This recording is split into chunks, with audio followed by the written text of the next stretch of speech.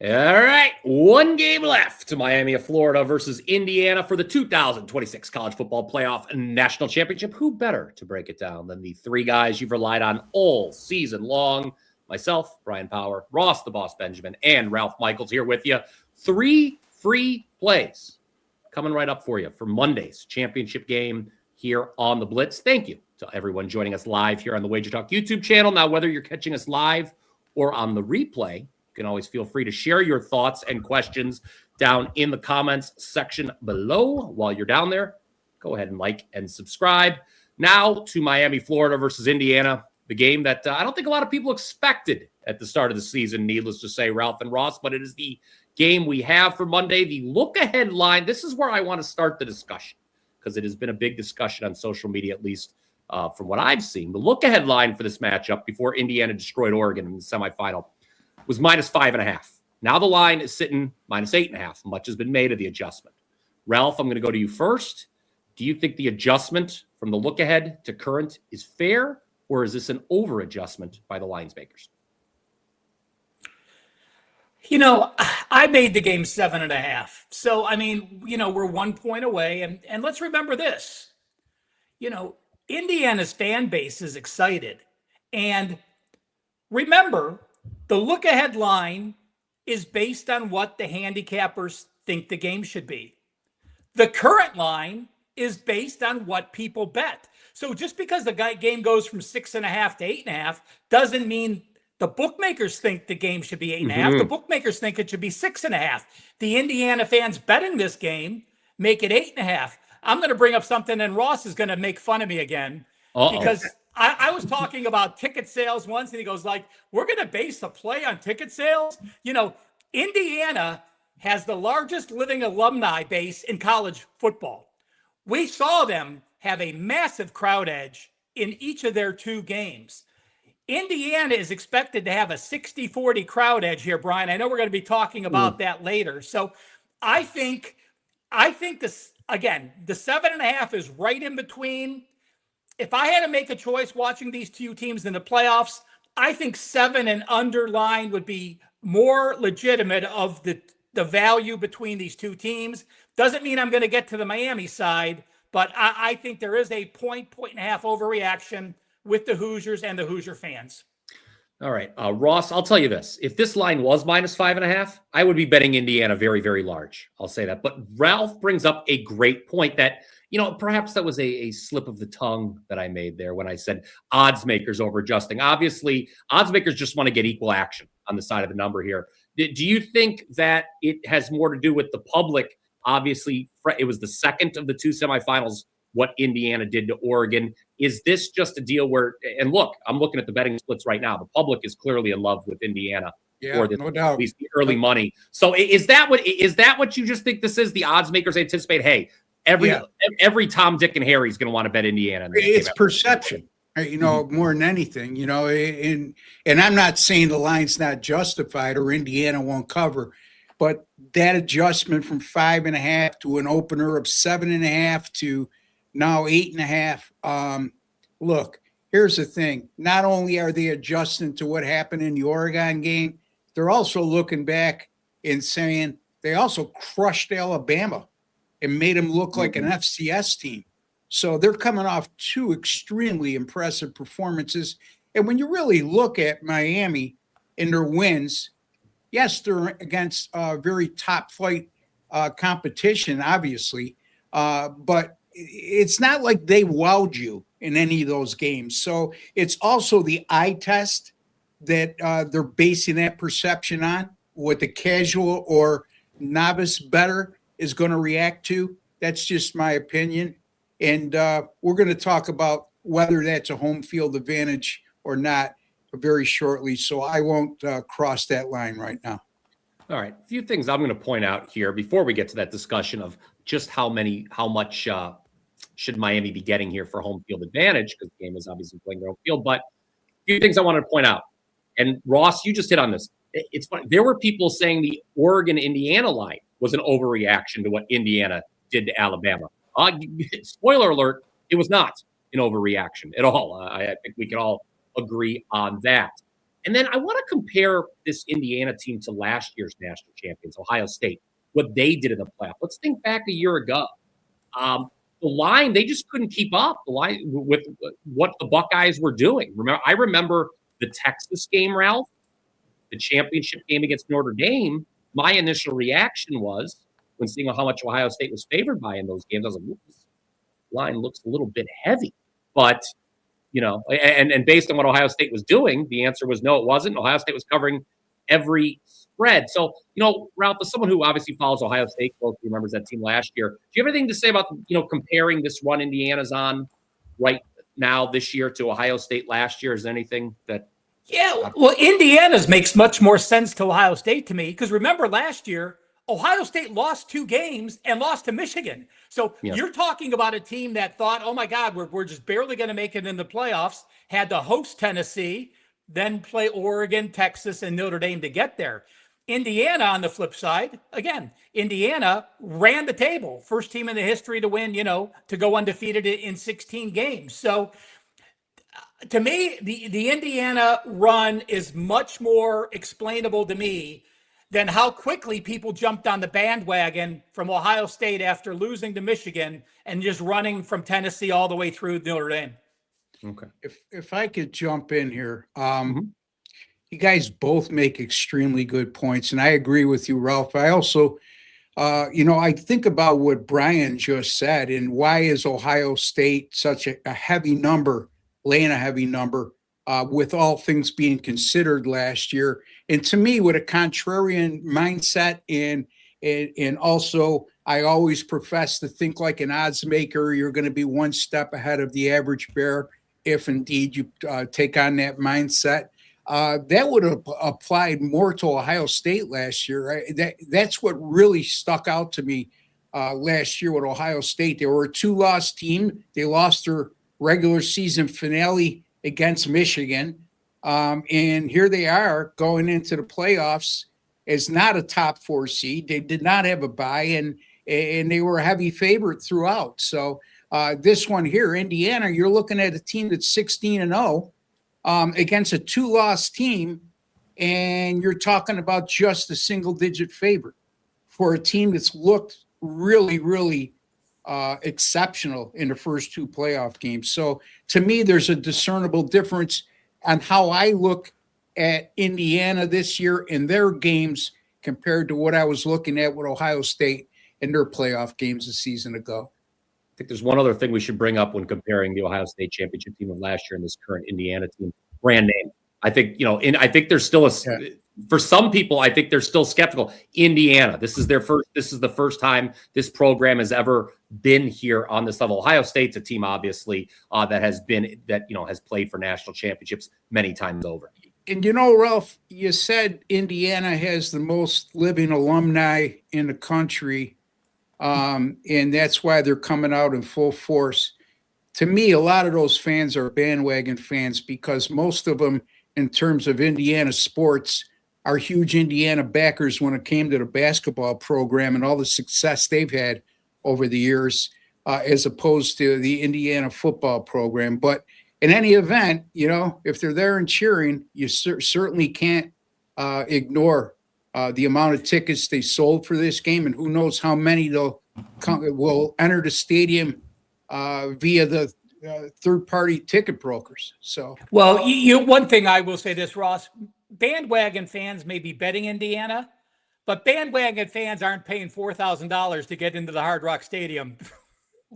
Well, it depends. Okay. If you got a college degree, and especially if you went on to graduate school or whatever, I mean, you're talking a lot of those fans who are paying that $4,000 are in the upper echelon in terms of people who make an annual salary. So fair enough. I know it's an expensive price, but it's all relative. I mean, those people. No, but it's interesting to look at that aspect. I mean, Ralph, I don't disagree with you, but I guess I'm being the devil's advocate here and finding a way to dance around what you said, like I like to do on a weekly basis. So I'm not going to change now on the last show, Ralph. I'll tell you this, in our chat right now, AWB4. He's saying he's been down since day one in Bloomington. He said he was there for the losses to the MAC team. So there's one guy. Well, I'm sure there's a lot of people like that out there, But let's face it, Brian. I mean, out of all those people going to this game today, how many really followed Indiana football over the last few years? I'm sure they glanced at the scores and I'm sure they were excited last year. I don't recall this kind of support for the Hoosiers last year when they went to the playoffs. So as opposed to this year. So I don't know. There's different ways, I guess you could look at it, Brian. Yeah, and let's look at this game a different way because we've all three teased it, this idea, because another interesting part of this championship game Monday night is where it's taking place, in Miami. Indiana, you guys watched the semifinal against Oregon. I know that game was played a long way from Bloomington down in Atlanta, but that was a home game basically that was what, 85% Indiana fans at that game. I mean, when they opened with the pick six, my word. I mean, that place, it sounded like it was in Kurt Signetti's backyard, for Christ's sake. But let's talk about this because I'm very interested how much, because Ralph has already mentioned that, even though the game's in Miami, there very well is going to be more Indiana fans in that stadium Monday night than Miami fans. So what, if anything, are we giving Miami for home field advantage in this game? Ralph says zero. I'm going to tell you why. Like you said, I think it's going to be at least 60% Indiana fans. Miami is the visitor, so they are not in their home locker room. And when you're at home, what's the number one thing you can count on? The players can hear a quarterback cadence. You don't have to go to a silent count. You can audible plays, and you're comfortable at home because the fans aren't loud. That's not the case at all this week. I don't think there's any home field edge. Actually, I think that puts more pressure on the kids. I think it's actually a negative. How about that? I'll give them a negative half a point home field edge versus a positive. And Ross, I'll say this, you've followed the sport obviously for a long time. Miami is not exactly known for having a strong home field edge to begin with through the years. No. Well, they did at the Orange Bowl. Okay. Yes. That used to be chaotic. And going into the Orange Bowl against the Miami Hurricanes in their heyday, back in the 80s and such, that was a tough environment to play at, actually intimidating environment to play in. That's not been the case since they moved to where Miami Dolphins play. I mean, Hard Rock, Joe Robbie, whatever you want to call that stadium at various times. But here's the thing, Ralph and Brian, Miami didn't know they were even going to get a playoff berth until the committee announced the field. It was very much up in the air between them and Notre Dame. And we remember the controversies surrounding that topic on which team would get in and what have you. And secondly, national championship games, a lot of those tickets are sold in advance to the general public. So am I saying that maybe a few Miami or Florida fans just wanted to see the national championship game and they bought those tickets a long time ago and just so happens that Miami made it there? Yeah, there's a few. Okay.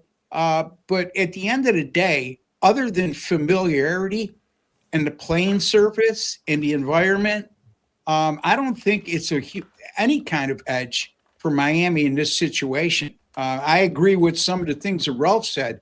You can't even go with familiarity in your own locker room. You're now forced to go to the visitors' locker room. I think if there's any edge, it's just in familiarity, and I can't put a number on that. What's that worth? Maybe a half a point, if that.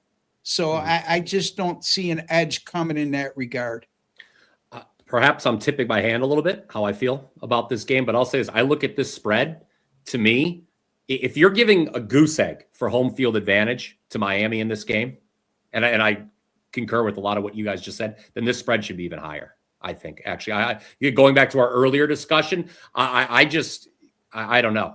When you look at what Indiana's done all year, if you're given 0 for home field advantage in this spot, I think the spread should be even higher. I will say this, though, when it comes to the spread, anyone who caught the morning wager last Friday on the Picks and Parlays YouTube channel knows I'm very comfortable with my current position. I bet Indiana plus 135 to win the championship before they bet Oregon. So I'm holding the plus 135 money line ticket while they're now 3-1 to win this game, or minus 300 to win this game. So I feel good about that. It's a little let me reach back to grab that COV trophy right there.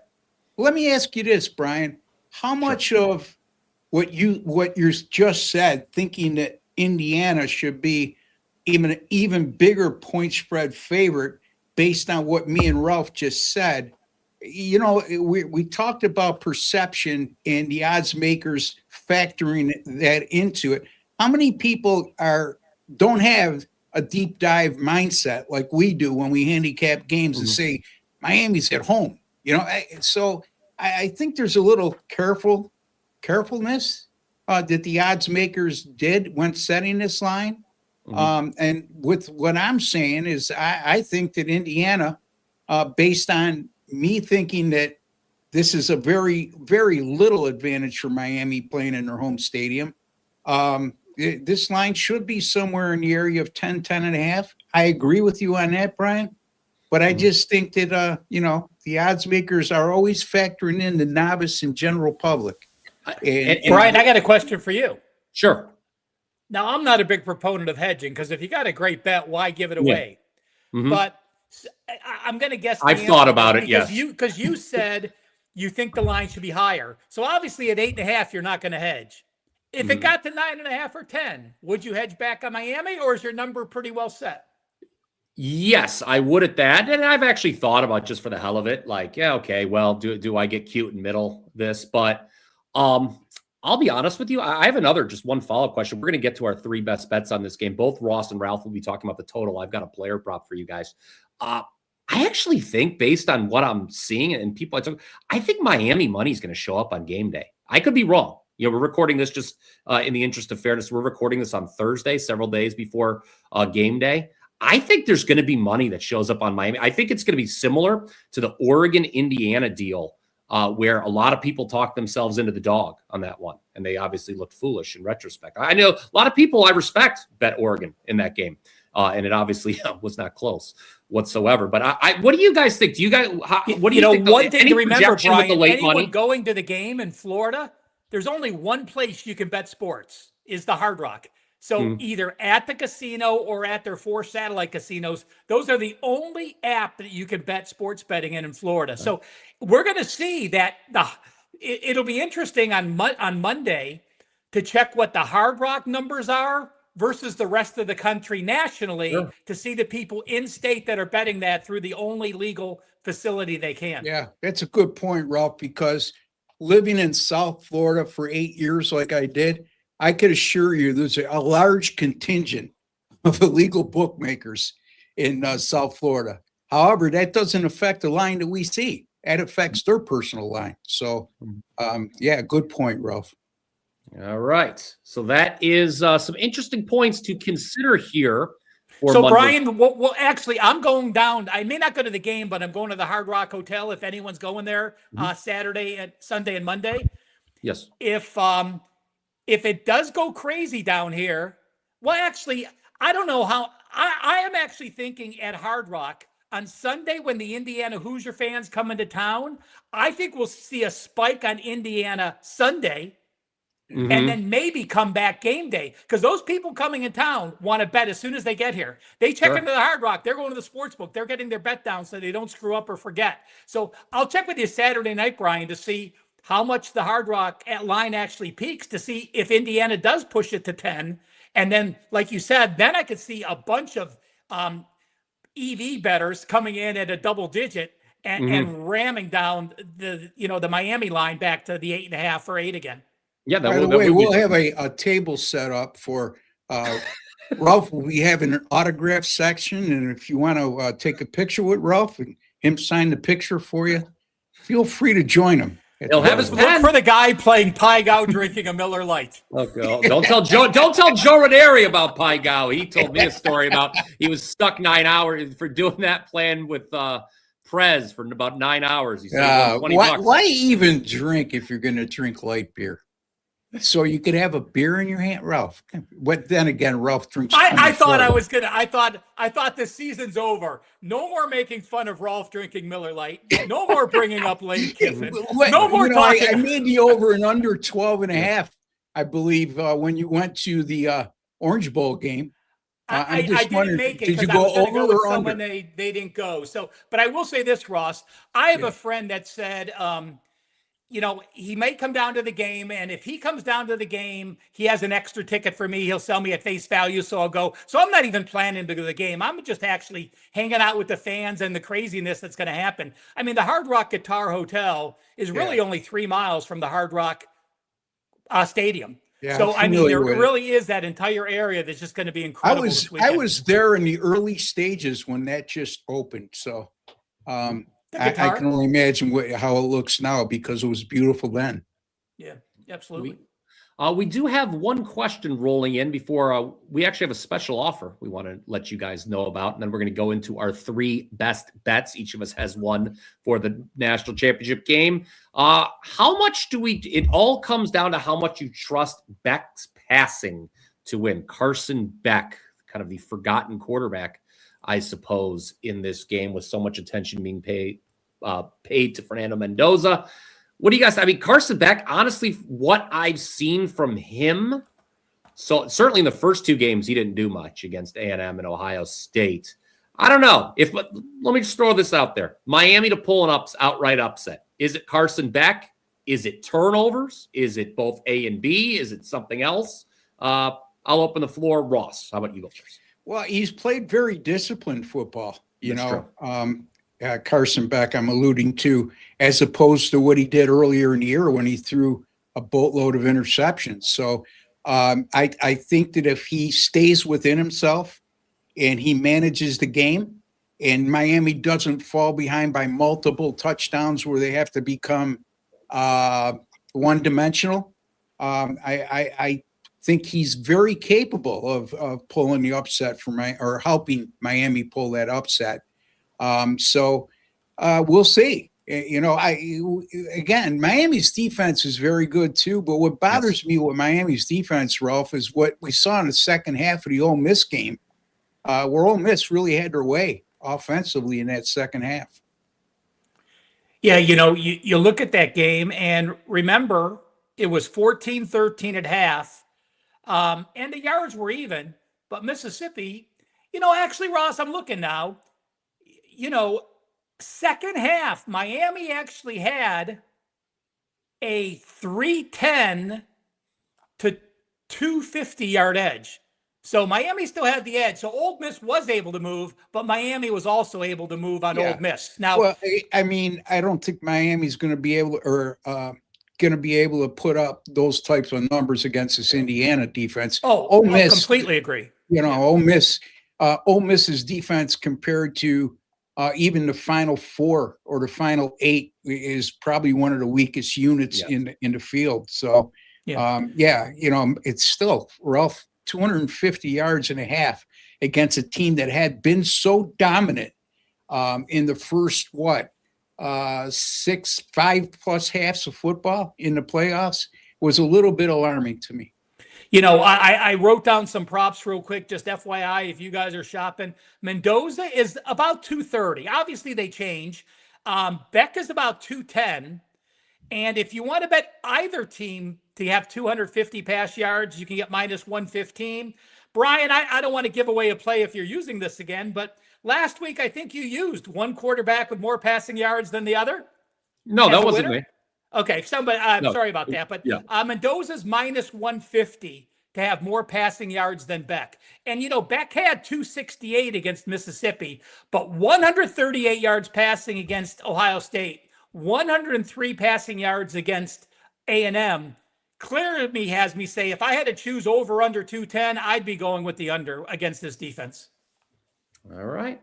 Ralph, would you like to tell the people here before we get into our best bets about this exclusive special offer that we've got for all of our listeners here. A way to say thank you for tuning into the Blitz every Thursday here on the WagerTalk YouTube channel all season. This is, of course, guys, in case you haven't figured it out, the last edition of the Blitz for this college football season, as there will be no more games. You know what? Let's just go back a little bit. Beginning of the football season, Bryan said, hey, let's get a college football weekly show together. And, we were trying to figure out who else to add. And Ross's name came up, and he's been an absolutely incredible addition. And I've had a wonderful time with both of you guys, and I thank you for allowing me to be on the panel with you. And also thank you to all of our customers. Again, you guys have made the show what it is. We're excited about taking it to a next level last year. And the number of people that comment and we have week in and week out, again, truly, each of us thanks you from the bottom of my heart for taking time out. And we just wanted to say thank you back. We made a coupon code, THANKS50, THANKS50, no space, for Thursday, Friday, Saturday, Sunday, and Monday. Anything you buy from Ross, $300 or less, 50% off. Anything you buy from Bryan Power, $300 or less, 50% off, and myself. That means you could buy us each for 30 days. You could buy us each for a week. You could buy daily packages. And I do want to mention this, guys. I do have my second college basketball 5% of the season tonight. Oh. Thanks 50 will work for that. Don't pay $35. You as a Blitz viewer, and this is the only place we're showing this coupon code is to you, the viewer. Blitz 50 will work tonight for my college basketball 5%. Okay. Thanks to all of you again for that.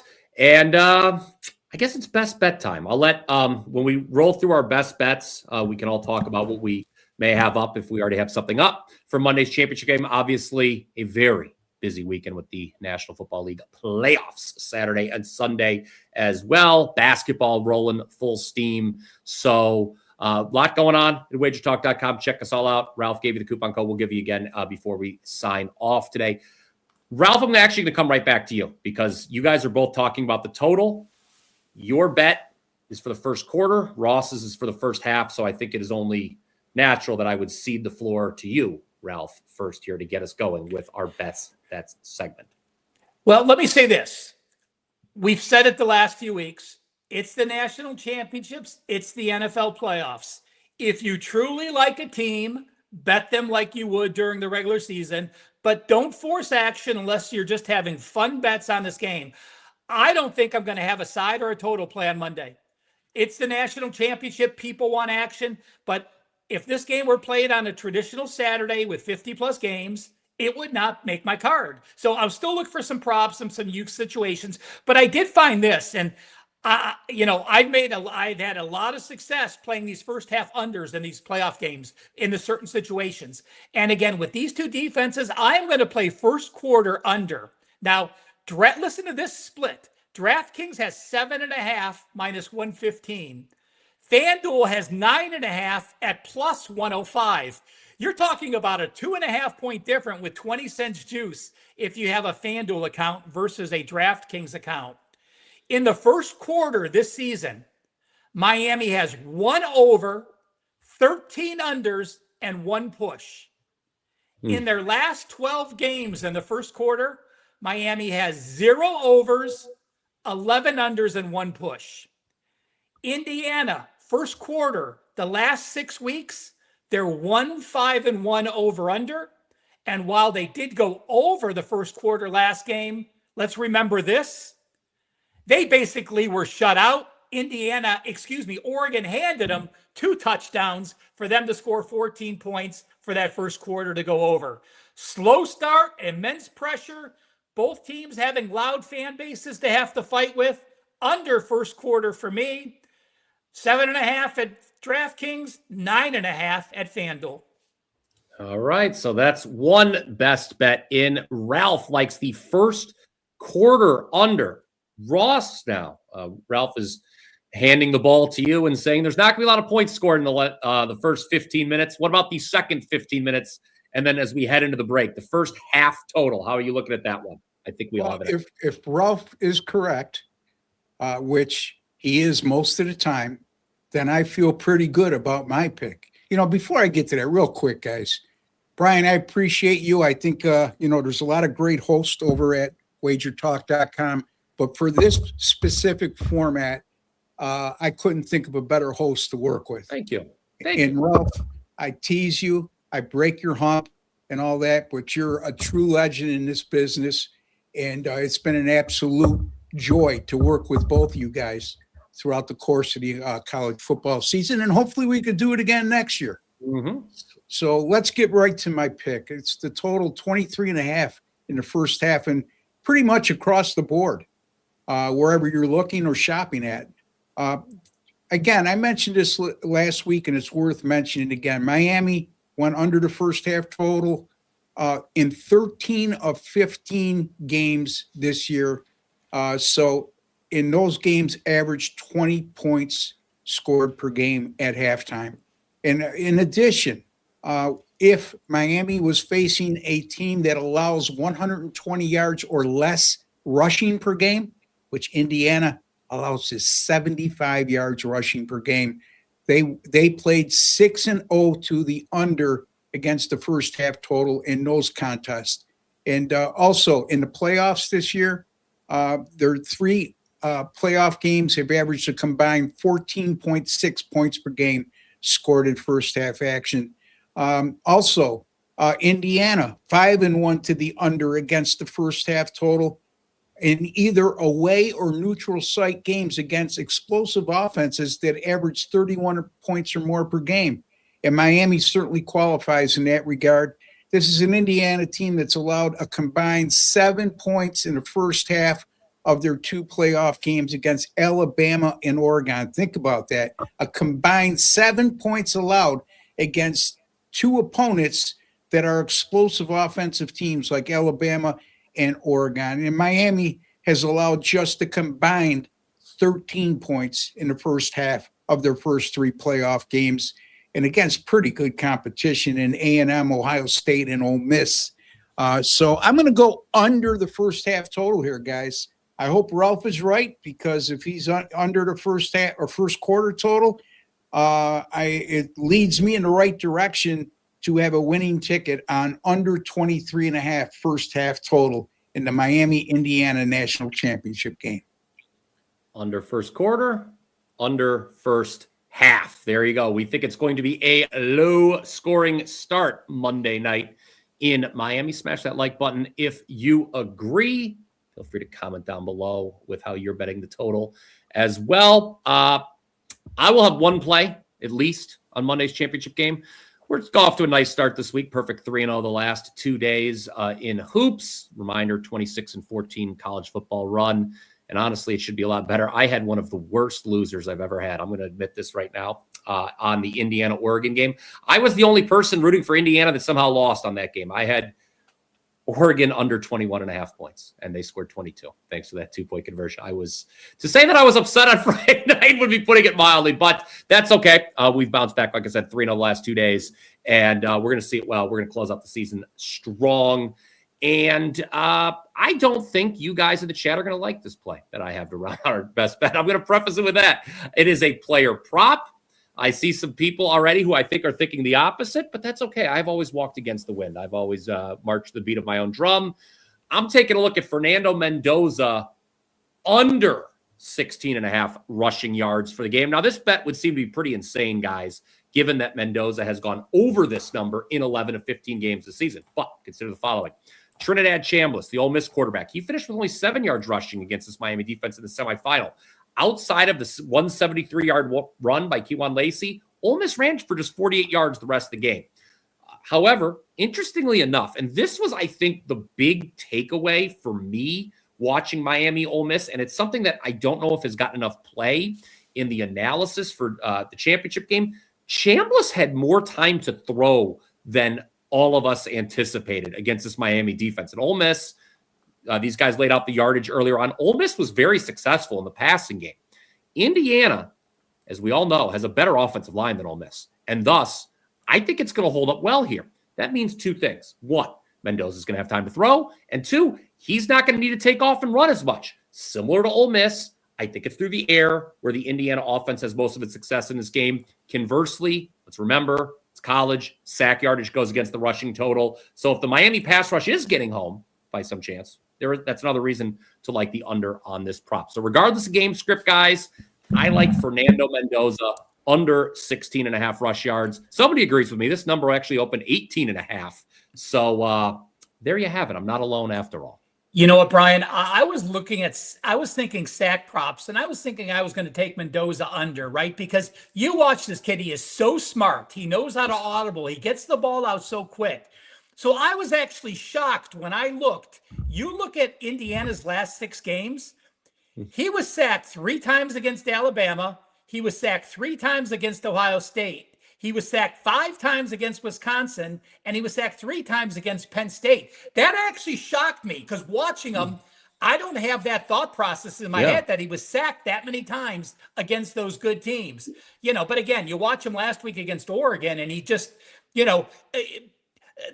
I'll tell you what, I thought the kid was sort of fake and I wasn't a fan early. The more and more I read about this kid, listen, he is brilliant. He is almost like Mensa brilliant. He studies things. He knew everybody's players when he came here. He is a smart, athletic quarterback that has every skill set. He deserves to go to, well, he doesn't, let me say this. He doesn't deserve to go to the Las Vegas Raiders, but he does deserve to be the #1 pick. So how about that? He's got the best looking mother in college football. Oh, excuse me. And that takes over the crown for Jackson Dart's mother last year. I'll tell you what. Let's talk. We'll have to get Ross's mother rankings through the years here on the program. I'd be interested in seeing that. Handicap ticket sales. I'm going to handicap the way the mothers look. So all right, how about this? How many times did we have to drink a shot every time they would show Testaverde's dad on TV back in the 80s at the U? I mean, he had to stop 4 times a game. Had to stop watching his games when he went to the Browns because he had a heart attack during a game, didn't he? That's right. That's right. Yes, that is a true. That is absolutely a true story. Yes, that is a true story. Yeah. So at least they're showing the wives now and not the dads. Yeah. I remember Bubby Brister's mom back in the day a lot. If you're a Cleveland Browns fan, you remember playing the Steelers. They'd always show Bubby's mom. All right. Is there any? Go ahead, Ross. I'm sorry. Bubby Brister. Boy, oh boy, nostalgia we're going after today. Yes. Let me just go through the questions here. You guys have been so loyal. Again, I would just like to echo the sentiments that Ralph and Ross laid out. It's been a pleasure to work with these guys. And by the way, you've learned something. AWB4. Kneel downs are not a sack. If it's a legitimate kneel down, that does not count a sack and does not go against the negative rush records. Yeah. Yes, but it would. Oh yeah, absolutely. So, and then one last thing here. Where was the question? There was a good because we were talking about when you were talking about Beck and Mendoza. Oh, here it is. Seth is one of our loyal viewers here on WagerTalk TV. Wouldn't it make more sense for Beck to have more passing yards if they're supposed to be down by 2 scores? So if the game script that a lot of people are banking on here, that Indiana is leading, do we think that necessarily translates into Beck having more passing yards? We'll have more attempts, certainly, if we're trailing. But do you guys have anything to comment? Yeah, I mean, well, you look at Indiana's only allowing 75 yards per game on the ground. I said that hopefully, they don't become one-dimensional, Miami. If they can't run the ball and you think that Miami's going to have little success, if any, running the ball, then, yeah, I think that you would need to look at Beck's passing props. But, I'm not a prop guy. So, and Carson Beck, to me, the guy, is he more talented than Mendoza? No, I don't think so. But he's been in a lot of big games going back to his Georgia days. And Brian, maybe this, again, we're picking hairs here, and I'm talking about fun bets only. But if your thought process is that if Miami is trailing, Beck will get his yards, should you bet Indiana first half so they are trailing to get Beck do it? Or do you want to hedge it and bet Miami first? It's a lot of conjecture. But there are a lot of times that you can find value if you want to bowl multiple. A lot of work in that. I don't find the value of spending in the time to try to do that, but that's the way you sort of have to play out the game. If you're going to bet props, make sure you're playing out the game in your head and see if there's any bets getting to that situation that can benefit or hedge for you or find a better way to do it. One example was this. Ross and I both gave out the under, right? And I think the Mhm. money line on Miami was plus 275. But I found something. If you think there's going to be some points and you like Miami on the money line, you can get Miami at plus 500 to win the game and both teams to score 20 points or more. So that's not asking much more to get a money line from plus 275 all the way to plus 500 for both teams to score 20 points. So if you find something you like, don't stop there. There may be a subset or an additional thing that you can add to even give you more value. A lot of correlated bets indeed. All right, guys. I think we're going to wrap it up. Ralph, you want to give them that coupon code one more time as our way to say thanks to everyone who's tuned into the show all year. Thanks 50. THANKS 50. Ross, Bryan, or I, anything you buy from us, $300 or less. Each purchase, again, you could buy a month for $300, another month for $300, and another month for $300, just to give you a little cheat code there to get a 90-day package for the price of 6 months. But thanks 50. Any player package any of us have through the national championship game on Monday, our way of saying truly thank you for being fans of the Blitz. Yes. Thanks to everyone who tuned in live. If there's something you forgot to ask, feel free to ask obviously this video will be posted to the WagerTalk YouTube channel. If you're catching us on replay, you can comment as well. We'll be checking the comments section, obviously, all the way up until kickoff on Monday. All right. I guess the final edition of the Blitz is in the books. Ross and Ralph, it has been my pleasure. To everyone who watched, thank you very much. Back next season. Until then, let's cash that one more ticket.